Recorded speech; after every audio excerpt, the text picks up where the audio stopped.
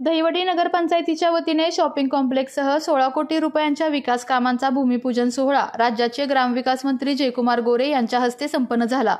यावेळी सोनिया गोरे, नगराध्यक्ष नीलम जाधव, उपनगराध्यक्ष राजेंद्र साळुंखे, नगरसेविका सुरेखा पखाले, मोनिका गुंडगे, वर्षाराणी सावंत, उज्ज्वला पवार, सुप्रिया जाधव, नगरसेवक महेश जाधव, शैलेंद्र खरात, धनाजी जाधव, रुपेश मोरे, अरुण गोरे, अर्जुन काळे, संजय गांधी, भास्करराव गुंडगे, अतुल जाधव, दिलीपराव जाधव, लक्ष्मण जाधव, विजय जाधव, संदीप जाधव, गणेश सत्रे, सिद्धार्थ गुंडगे, बाळासाहेब सावंत यांच्यासह पदाधिकारी कार्यकर्ते उपस्थित होते। दरम्यान बोलताना त्यांनी प्रभाकर देशमुखांवर जोरदार टीका केली। ते म्हणाले की माझ्यामुळेच वाचलात, अन्यथा जेलमध्ये असता। जेव्हा अडवण्याचे साधन राहत नाही त्यावेळी चारित्र्यावर शिंतोडे उडवले जातात। माझ्या संकल्पात जो आडवा आला त्याला उधळून टाकला आहे। बारामती, फलटण, कराडसह राज्य मला अडवून दमलंय। 29 केसेस माझ्यावर केल्या, परंतु एकदाही कोणापुढे मी मान झुकवली नाही। कटकारस्थान करणारा कधीही जिंकला नाही। पिनेचा भाग पासून पांढरपाणीपर्यंत वरपासून जो खाली सिंगापूरपासून फुटबापर्यंतचा भाग होता, त्याही भागाला पाणी दिलं पाहिजे अशा पद्धतीची भूमिका लोकांच्या समोर आली आणि तोही शब्द मी लोकांना दिला होता। आणि मला सांगायला आनंद वाटतो, त्या पाणी देण्यातले सगळे अडथळे आता संपलेले आहेत। काही हुशार अधिकारी मंत्रालयात बसलेले आहेत आणि काहीतरी करायचं, काहीतरी नियम दाखवायचा आणि ते काम अडवण्याचं काम केलं होतं। पण आता डॉक्टर साहेब, मान खटावला पाणी देताना कुठलाही कायदा अडवा येणार नाही। वेळ पडली तर कायदा बदलू,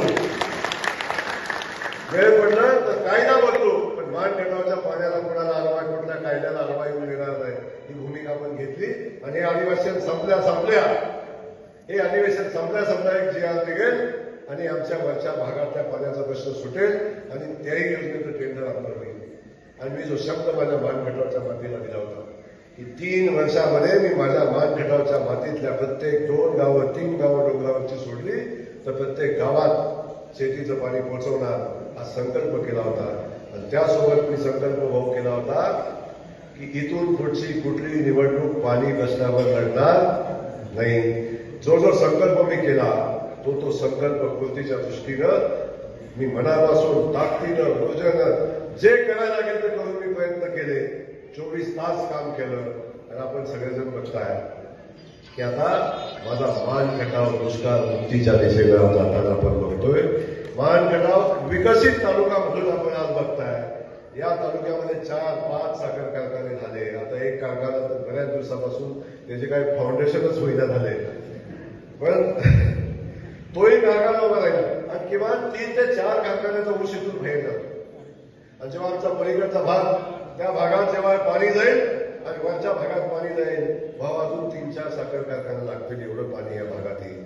या भागातल्या शेतकऱ्यांच्या शेतामध्ये ऊस लागेल आणि माझ्या मान खटावच्या मातीला दुष्काळी होण्याची हिंमत कोणाची होणार नाही। आणि जो शब्द आम्ही कायम दिला होता तो शब्द पूर्तीच्या दिशेने आपण पुढे जाताना आज फक्त पाणी आणून थांबवून चालणार नाही। एका बाजूला पाणी येत आहे, दुसऱ्या बाजूला मान खटावच्या मातीमधल्या माझ्या युवकांच्या हाताला काम मिळालं पाहिजे। माझा युवक काम शोधत देशभरीला लागतोय, त्या युवकांच्या हाताला काम मिळालं पाहिजे म्हणून भव्य दिव्य अशी MIDC आम्ही मसवडमध्ये उभी करतोय। आणि त्या MIDCची मान्यता तर झालेलीच आहे, पण त्याची अंतिम केंद्र सरकारची मान्यता राहिली।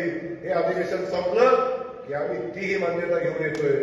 सांगायला मला आनंद वाटतोय की मसवड MIDCच्या जमीन अधिग्रहणाचे पहिले 1000 कोटी रुपये आम्ही बजेटला मंजूर केले। आता मसवडच्या जमिनीचं अधिग्रहण चालू झालं आणि आम्ही मसवडच्या MIDCचं काम चालू करतोय। आणि येणाऱ्या 8 ते 10 वर्षामध्ये MIDC डेव्हलप होईल, पण MIDC डेव्हलप होऊन भव्य दिव्य असे कारखानदारी तिथे उभी राहील आणि देशभरीला लागणारा माझा युवक, मान खटावच्या मातीतला माझा युवक माझ्या मान खटावच्या मातीत सन्मानानं काम करेल। त्याला उद्योग व्यवसायासाठी MIDC असेल, हाताला काम मिळेल। अगदी अनेक उद्योग मिळतील। एक कारखाना झाला तर त्याला अनेक छोटे मोठे उद्योग त्या कारखान्याच्या माध्यमातून होतात। ही सगळी कामं उभी राहताना आपण बघाल। त्यामुळे मी खात्रीनं सांगतो, जे मान खटाव आता आम्ही विकासाच्या दिशेने घेऊन चालतो आणि हे सगळं घेऊन जात असताना दहिवडीत कार्यक्रम आणि दहिवडी माझ्या मान खटावची राजधानी आहे आणि राजधानी मान खटावला शोभेल अशीच असली पाहिजे, ही भूमिका त्यामुळे या राजधानीचा विकास झाला पाहिजे। या ठिकाणी मसवड बघताय काय मसवड शहरातनं संध्याकाळी जर भाऊ गेला तर तुम्ही मसवडचा स्टँडवरचा रस्ता बघितला तर विश्वास बसत नाही मसवडमध्ये. 5 वर्ष मी नव्हतो तर सगळे फुटफुटात धूळ होते. पण पुन्हा तो रस्ता आपण बघा, चारी बाजूला लाईट, झाडं लागलेली तुम्हाला दिसतील. एवढा सुंदर रस्ता दिसेल, स्वच्छ दिसेल, सुंदर पण दिसेल आणि स्वच्छ पण दिसेल. मसवड नगरी विकासाच्या दिशेने आज चालते. आणि 2 वर्षाला तुम्ही मसवड बघितलं ना, मी आज सांगतो तुम्हाला, 2 वर्षाला जे विकास कामं आम्ही मसवडमध्ये चालू केलेली आहेत, जेव्हा 2 वर्षांनी पूर्ण होतील तेव्हा बदललेलं विकसित मसवड तुम्ही बघाल, तेव्हा तुमच्या डोळ्यावर विश्वास बसणार नाही. अशा पद्धतीचं मसवड उभं राहिलेलं तुम्ही बघाल. आणि एका बाजूला मसवडचा विकास होतो, दुसऱ्या बाजूला ओढूचा विकास होतोय. आणि त्यावेळी आमची ढेबळी भूमिका महिना मागे राहिली होती. पण काळजी करू नका, आपल्या सगळ्यांचं अजून मला वाटतं 1.5 वर्ष आहे.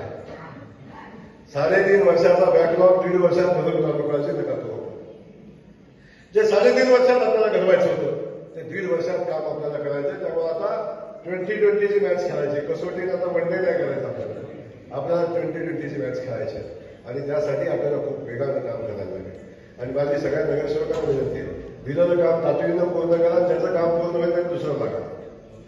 काम मागेल त्याला मिळेल, फक्त कामाची क्वालिटी, दर्जा चांगला राहिला पाहिजे, याच्यासाठी आपण प्रयत्न करा.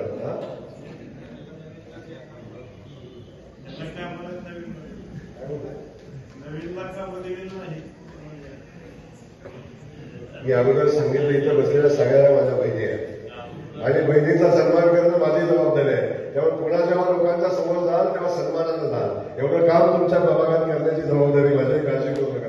माझ्यासाठी नवीन जुनं कोणच नाही आहे, सगळी माझ्या मातीतली आहे. सगळी माझ्यासोबत नसला म्हणून काय, नसते नव्हती म्हणून काय झालं, शेवटी या मातीतलीच लेकर आहेत ना, फक्त बाहेर आवाज पडलेले आहेत त्या. आणि पहिला मी मान खटावचा मग मी माझा आहे. त्यामुळे मान खटावामध्ये सगळी माझी आहे. त्यामुळे कोण देशमुख साहेब सुद्धा माझा आहे, काळजी नका करू. आणि माझा आहे म्हणूनच वाचवलंय लक्षात असून, त्या जेलमध्येच असतात. तर मी प्रत्येक वेळी मी ते सांगत असतो की मी माझी भूमिका ठाम. शेवटी हे तर ठीक आहे, आता मला त्रास दिला, माझ्या बायकोच्या डोळ्यात पाणी आहे, माझ्या कुटुंबाला त्रास झाला, माझ्या मुलाचा त्रास झाला. आणि त्याचा बदला घ्यायचा म्हणून मी त्यांना त्रास द्यायचा, त्यांच्या बायकांच्या डोळ्यात पाणी आलं, तर त्यांच्यात माझ्यात काय फरक आहे? तर त्यांच्यात माझ्यात काय फरक आहे? आणि म्हणून तर जयकुमार गोरे इथं ते तिथं आहे, फरक लक्षात बसू द्या.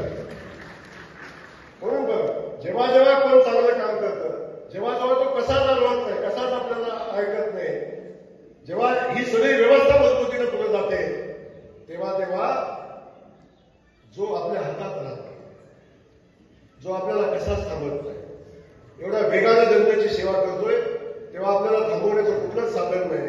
तेव्हा एकच साधन असतं, त्याच्यात चावीत शिंतोडे उडवायचं, त्याला बदनाम करायचं. एकमेव काम करतात ते शेवटचं हातात असतं चावीतले, आणि चावीत शिंतोडे उडवायचं काम करतात. पण काही फिकीर नाही, मी आहे असं आहे. आणि मला माझ्या मानखेटावच्या मातीनं माझ्या बहिणीने स्वीकारलं, माझ्या भावाने स्वीकारलं. मी कुणाची चिंता करत नाही, कोण काय म्हणतं याच्याकडे बघत नाही. माझं उद्दिष्ट ठरलेलं आहे, मला कुठं जायचंय मला माहिती आहे. आणि मी का इथं आलोय मला माहिती आहे, मी का राजकारण करतो हे मला माहिती आहे. मला माझ्या मानखेटावच्या मातीला दुष्काळी माती म्हणून लागलेला कलंक आहे, तो कलंक पुसायचा आहे. हा संकल्प मी केला होता. त्या संकल्पामध्ये जे जे अनुभव आला ते सगळं उकळून टाकले, जो अनुभव आला त्याला उकळून टाकलाय. त्यामुळे काळजी करू नका, हे एवढं सहज नाही आहे. तो उभं राहिलं एवढं सोपं असतं तर कोणी उकळून खाल्लं असतं, एवढं सोपं नाही आहे. बारामती जमलंय, फलटण जमलंय, कराड जमलंय, सातारा जमलंय, अख्खा महाराष्ट्र जमलाय. तरी पण मी उभा आहे सन्मानानं, स्वाभिमानं, कधी झुकला नाही कुणाच्या समोर. 29 एक नाही भाऊ, 29 केल्या, पण एक नाही कुणाच्या पुढे मान नाही झुकवली. सामोरं गेलो छाती फुलवतो, सामोरा एकदा मान नाही झुकवली. आणि एक झाली तर कुठं पळते, कुठं पाया पडते, कोणाकोणाचं पाय धरतंय, त्याला एक काळीच लागते ना. आणि एक लक्षात घ्या, आपण जेव्हा दुसऱ्यासाठी खड्डा करतो ना, तेव्हा आपल्यासाठी आपोआप तयार होतो. तेव्हा कधी कुणाचं वाईट करून कधी आपलं चांगलं होत नाही. कटकारस्थान कधी आजपर्यंत इतिहास बघा, रामायण महाभारतापासून आजपर्यंतचा इतिहास बघा तुम्ही, कधी कटकारस्थान करणारा कधी जिंकला नाही. कधीही कटकारस्थान करणारा जिंकला नाही. शकुनी मामा महाभारतात कटकारस्थान केलं, बरोबर ना? शकुनी मामाने केलं, पण किती काळ महाभारतात शकुनीने चाली नसल्या पांडवांना वनवासाला पाठवलं, काय काय केलं, पण किती काळाचा आनंद होता? खूप कमी कालखंडाचा आनंद होता तो.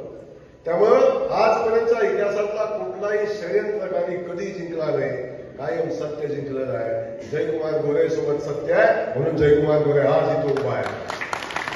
कोण जयकुमार गोरे? का सामान्य कुटुंबातलं पोरगं, रेशनिंग दुकानदाराचं पोरगं, एका साध्या शेतकऱ्याचं पोरगं, इतिहास भूगोल नसणारं पोरगं, 4 वेळा विधानसभेला निवडून येतं, लोकांचा आशीर्वाद मिळवतं. आज राज्याचा ग्रामविकास खात्याचा मंत्री म्हणून काम करतो. आणि हे काम करत असताना विठुरायाच्या नगरीचा पालकमंत्री म्हणून काम करतो. कुणाच्या नशिबात आहे? संघर्ष आहे, मला माहिती आहे. क्षणोक्षणी संघर्ष मला, माझ्या कुटुंबाला आला, मला त्रास झाला, कुटुंबाला त्रास झाला, सगळ्यांना त्रास झाला, माझ्या कार्यकर्त्यांना त्रास झाला. पण सहज मिळाला त्याचा आनंद आणि संघर्षात मिळालेला आनंद, या दोन्ही आनंदातला फरक असतो. आणि संघर्षात मिळालेला जो आनंद आहे तो माझ्यासाठी एवढा मोठा आहे की आज सांगा मला, ज्या पालखीचं दर्शन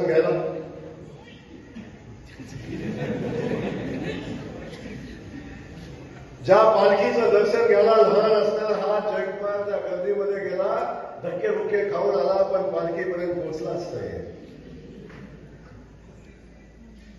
पालखीपर्यंत कधी पोहोचलाच नाही. विठुरायाचं दर्शन कधी घेता आलंच नाही.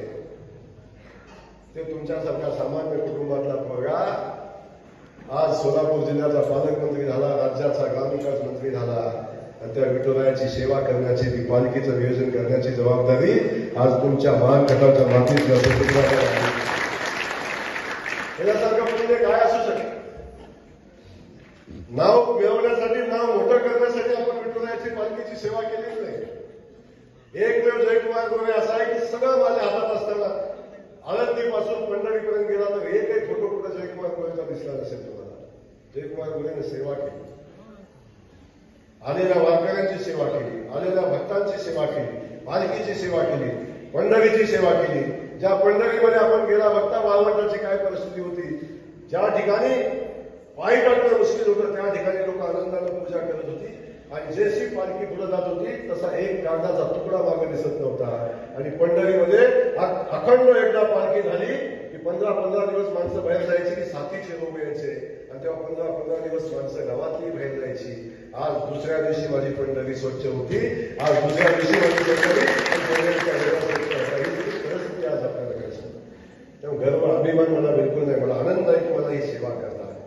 पण आपल्या सगळ्यांना मी आज या ठिकाणी एवढंच सांगणार आहे, जी संधी आपल्याला मिळते ना, त्या संधीचं सोनं करायचं असतं. आपल्याला कशासाठी काय, मी आयुष्यभर आमदारकी घेऊन आलोय, आयुष्यभर माझ्यासाठी. आपल्या तालुक्यातील, जिल्ह्यातील बातम्या सर्वप्रथम पाहण्यासाठी आजच सातारा न्यूजला YouTube चॅनलवर सबस्क्राईब करा, लाईक करा, शेअर करा आणि बेल आयकॉन प्रेस करायला विसरू नका.